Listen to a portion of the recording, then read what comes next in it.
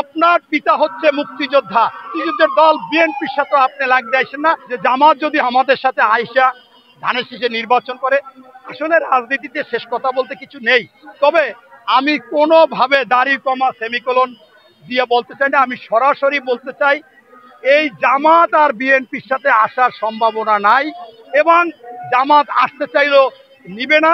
কারণ এই এরকম একটা নিকৃষ্ট, যারা বিভিন্ন ধরনের মিথ্যাচার এবং প্রতারণা করে, মানুষের সাথে বলে যে দাঁড়িপাল্লায় ভোট দিলে জান্নাতে যাবা, নাউজুবিল্লাহ। আগাছা সব সময় আপনি অন্যকে চুষে অন্যের উপর পরজীবী হয়ে বাঁচতে চেয়েছে, যেটা জাতীয় পার্টির সাথে ৮৬ সালে নির্বাচনে গিয়েছে, ৯১ সালে বেগম খালেদা জিয়াকে ধরে গিয়েছে, ৯৩ সালে আবার শেখ হাসিনার সাথে থেকে আন্দোলন করেছে।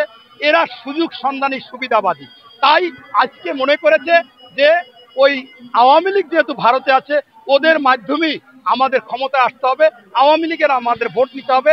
আপনারা বিশ্বাস করেন আর না করেন, এই যে বিশ্ববিদ্যালয়গুলো টেকনিক্যালি ছাত্রলীগের ভোটগুলো তারা নিয়েছে, এখন আওয়ামী লীগ দিবে কি দিবে না সেটা আরো হয়তো বা পরের ব্যাপার, কিন্তু সেই জন্য খুশি রাখার জন্য শুধুমাত্র এখন বিএনপির উপর তারা বিষোদ্গার করে, এবং বিএনপির উপরে যা বলে সবকিছু অনৈতিক।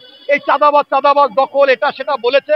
আপনারা জানেন যে বিএনপি ৭,০০০ বহিষ্কার করেছে, এবং ওই ২০২৪ সালে ৫ই আগস্টের পর তারেক রহমান এই সরকারকে বলছে অনুনয় বিনয় করে যে আমার হাতে আছে বহিষ্কার, আমি বহিষ্কার করতে পারবো, কিন্তু এদের ধরুন এই চাঁদাবাজ দখলবাজ সন্ত্রাসী, এদের কোনো দল নাই, এদের কঠিন বিচার করুন। কিন্তু এই জামাত এরা ষড়যন্ত্রমূলক করেনি।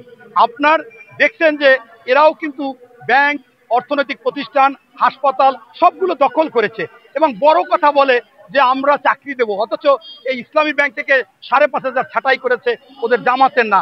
আলারাপা ব্যাংক দখল নিয়ে সেখান থেকে ৫,০০০ ছাঁটাই করেছে। এরকম তারা কিন্তু করতেছে। মেডিকেলের ঔষধ নিয়ে ফ্রি দিচ্ছে, এটা কি তার বাবার ঔষধ? সরকারি ঔষধ। এরপর আপনাদের দখল তো প্রচুর আছে, তাদের হয়তোবা বাংলাদেশে এমন একটা ব্যাপার, ওই জামাত বিএনপির সাথে ছিল, আমাদের একটু মায়া লাগতো, আমরা কথা বলতাম না, কিন্তু ওরা যে ন্যাক্কারজনক, ওরা যে বলতে পারে, এটা আমরা বুঝতে পারি না।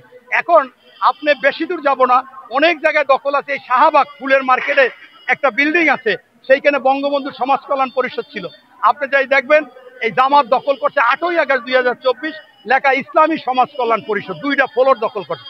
এরকম দখল সর্বত্র আছে।